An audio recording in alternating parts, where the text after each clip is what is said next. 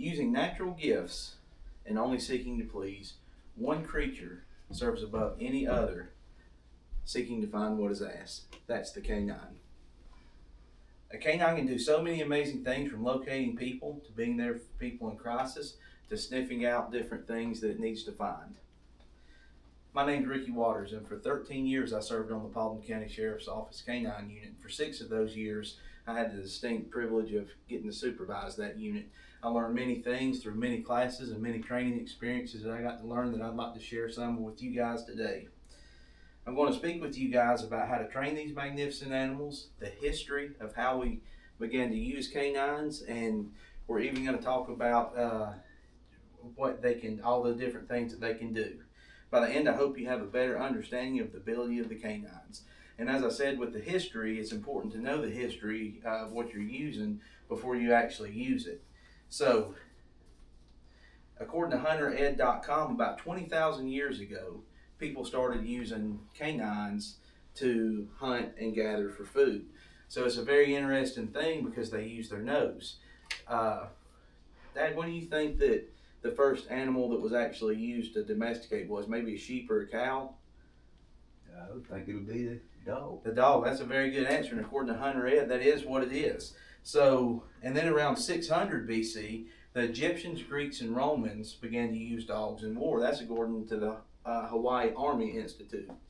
So, and then the American Kennel Club actually recognizes 30 sporting group breeds that they can use for different things like this.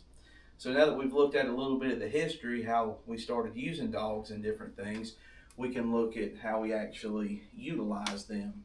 So one of the biggest utilizations we used and what I trained dogs to do was a police dog. But police and military dogs were first started being used, like I said, in war for the military, right?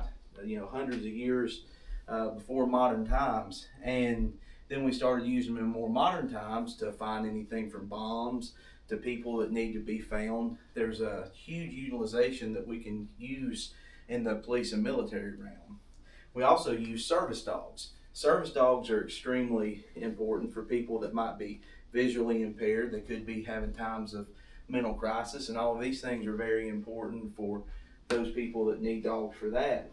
Herding dogs are also very cool. One of my favorite dogs to watch are like the Australian Shepherds. Those dogs are really neat because they can push the sheep around, they can push the cows around, and they can herd them for the farmer so that they can find or herd the animals to where they're going. We also use dogs for modern hunting. So the same things that we used them for thousands of years ago, we can still use the dogs for today. Guard dogs, we see a lot of dogs in junkyards, but they're a lot better than that. Families can keep dogs because of their natural ability to protect. Some people will keep guard dogs in their houses to make sure that their families are safe, which I think is amazing. Now, let's look at how we train these dogs.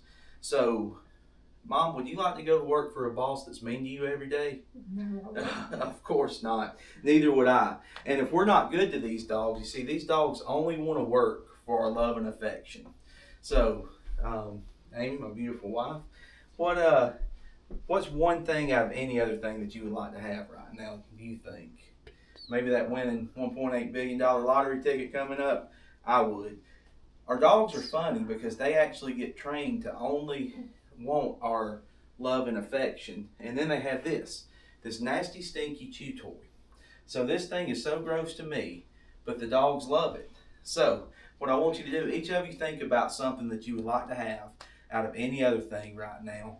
And then imagine if I asked you to do something and you did it, and all of a sudden out of nowhere, that winning ticket, maybe it's a brand new video game, a lot of kids say that, and all of a sudden that shows up out of nowhere, and then you get to play with the person that asked you to do that, and they just love on you and really appreciate everything you did.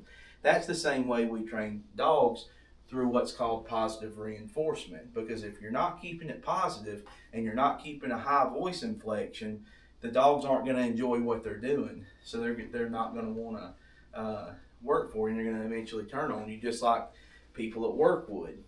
So we've looked a little bit about the history of dogs.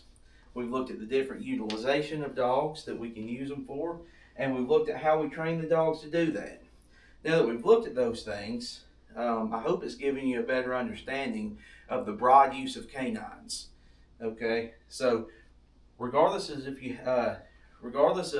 you have a canine companion to search items out, to be a service dog for you, or whatever you have it for, please always love the canine. Always remember there's plenty of dogs that need to be adopted at the service shelters, and they could also be wonderful service dogs in any way too, even if the service is just serving you as your loving companion for the rest of your life.